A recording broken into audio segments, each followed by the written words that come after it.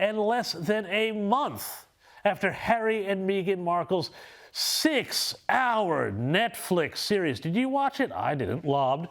A fresh round of accusations have come out against his family. Yes, that's right. There's more. And Harry is doing not one, but 2 sit-down interviews with 60 Minutes in America and ITV in the UK to sell. Have a look ahead of the book of his lost spare. Next week, we're told. Never needed to be this way. The leaking and the planting, I want a family, not an institution. They feel as though it's better to keep us somehow as the villains. They've shown absolutely no willingness to reconcile. The time I've tried to do it privately, there have been briefings and leakings and planting of stories against me and my wife. And that correspondent will literally be spoon-fed information and write the story. And then at the bottom of it, they will say that they've reached out to Buckingham Palace for comment. But the whole story is Buckingham Palace commenting. So when we're being told for the last 6 years, we can't put a statement out to protect you, but you do it for other members of the family, there becomes a point when silence is betrayal. Tell you what, men will do anything to avoid going to therapy, including 60-minute interviews. And I'll tell you what, the interviews and the book are likely to be explosive and likely deepen the rift with Harry's older brother, William. Take a listen to the teasers for the interviews. So we've already heard that, so let's instead talk to Russell Myers, who is royal editor at the Daily Mirror. Russell, thank you so much for joining us here. And I've got to ask, just how damaging do you expect these interviews and the book to be to the royal family?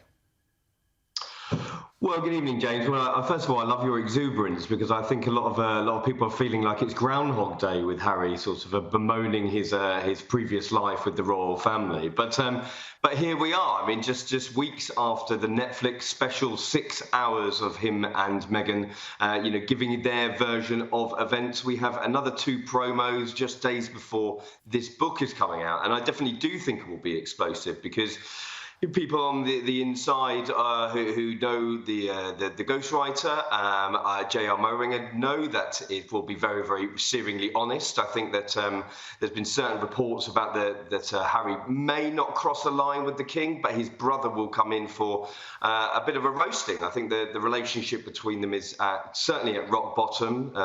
Many people suggesting now that it will never be able to recover, and I think it shows just how far in the gutter that relationship is because of certain things that Harry and Meghan have said that there probably will be no reparation at all for them. But surely, I mean, how much more can there be? How much more dirty laundry can there be to air? And I mean, how much of this is just sour grapes for the fact that Harry is the second and his brother was the firstborn, and that's just sort of how things work in a royal family?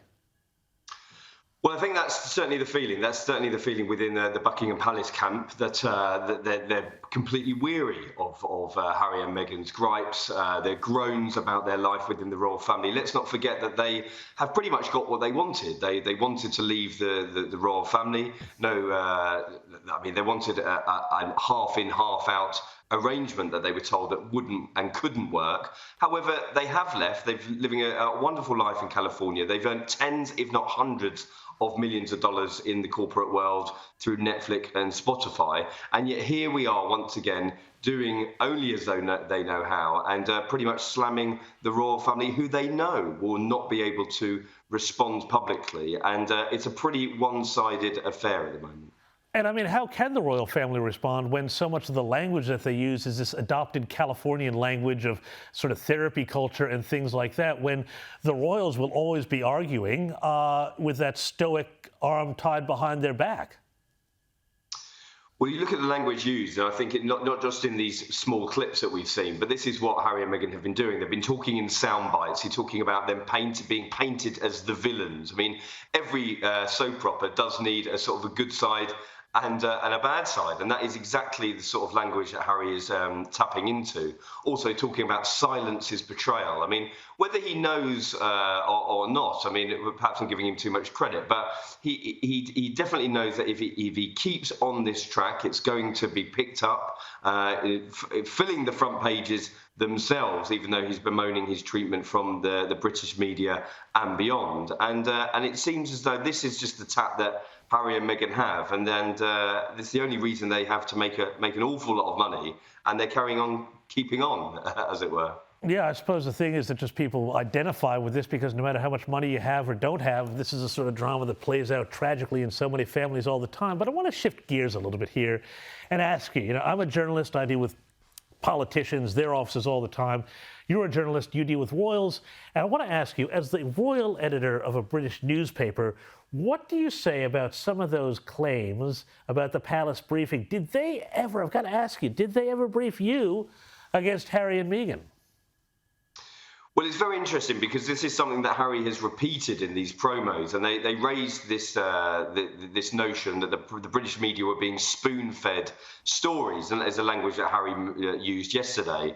Now, the relationships have to exist between journalists and members of the households from the royal family. Indeed, as you well know, James, they have to exist between journalists and members of the political lobby households, be it the White House or Number 10 Downing Street.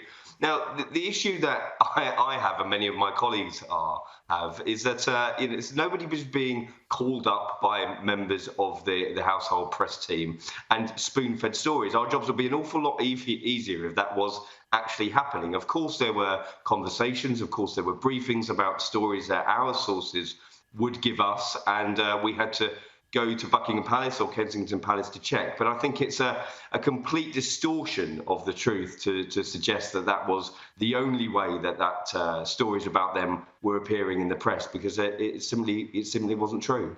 So indeed what you're saying is that it's just simply a naive and deliberate misinterpretation of the normal relationship between journalists and the people and institutions that they cover. I think so. I think it's definitely a misinterpretation, and I don't really think that Harry and Meghan understand the way that the press work. I mean, we'd already seen in their court case with the Mail on Sunday that there had been necessarily engagement between the press officers that were representing them at the time at Kensington Palace. Thank you so much. I'm going to have to cut you off there. We've got to go.